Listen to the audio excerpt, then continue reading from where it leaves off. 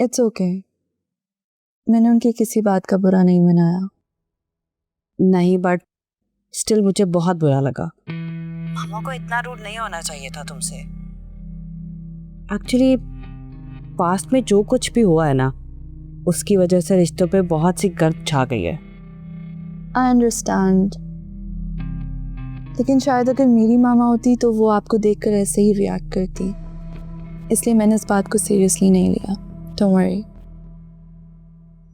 Thank you. Actually तुम बहुत understanding हो। अच्छा listen, if you need anything from Dubai तो तुम अरहम को टेक्स्ट कर देना, वो आते हुए लेते आएंगे। नहीं नहीं, थैंक यू सो मच, मुझे कुछ नहीं चाहिए।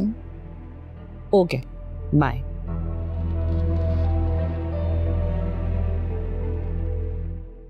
आजकल तुम कुछ ज्यादा ही बिजी नहीं रहती? कभी घर से बाहर और कभी फोन पर। किससे बात कर रही थी अभी?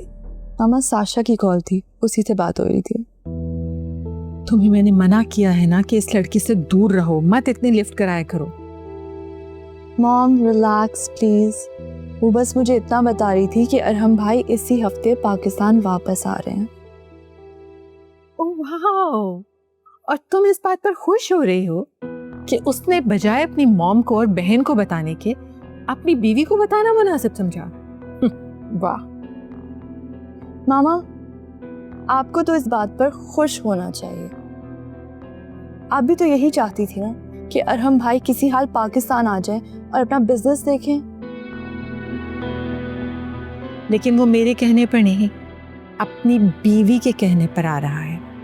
तुम इस बात को समझ सकती हो?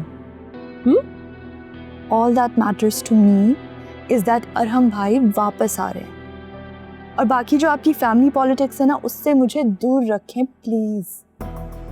What? पॉलिटिक्स मैं करती हूँ? अच्छा, तो वो कौन था जिसने जारून से शादी करने से मना किया था? और फिर वो कौन था जिसने अपने भाई की मैरिड लाइफ को बर्बाद कर दिया, कोशिश की बर्बाद करने की? और फिर मुझे किसने मजबूर किया था अपने भाई को इस सब से बेदखल करने से? वो सब पास था।